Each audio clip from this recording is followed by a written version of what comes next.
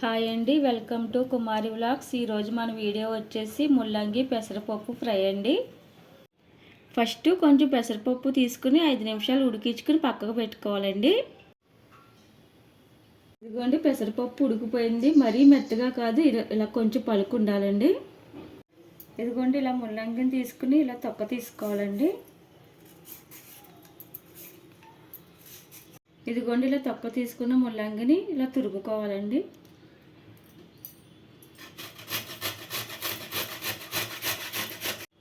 ఇదిగోండి, తురుముకున్న ముల్లంగి. నేనైతే ఒక క్యారెట్ కూడా తురుముకున్నానండి.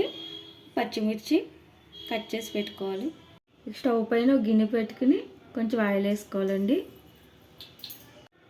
ఇదిగోండి, ఆయిల్ వేడైన తర్వాత పోపు దినుసులు వేసుకోవాలండి.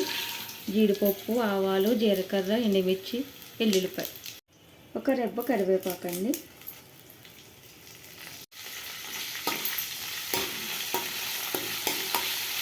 పోపు వేగిన తర్వాత ఇవి కట్ చేసుకుని పచ్చిమిర్చి వేసుకోవాలండి.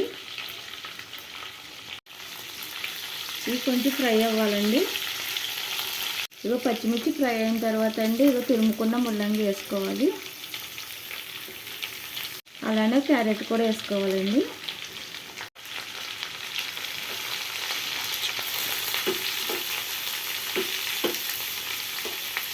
అలానే మనం ఉడికించి పక్క పెట్టుకున్నాం కదండి, పెసరపప్పు కూడా వేసుకోవాలి. కొంచెం పసుపు, తగినంత ఉప్పు. దీనికి కారం అవసరం ఉండదండి. పచ్చిమిర్చి, ఎండుమిర్చి వేసుకున్నాం కదండి, దాని కారమే సరిపోతుంది.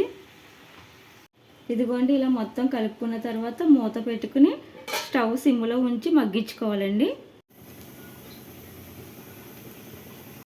అంతేనండి, రుచికరమైన ముల్లంగి పెసరపప్పు ఫ్రై రెడీ అండి.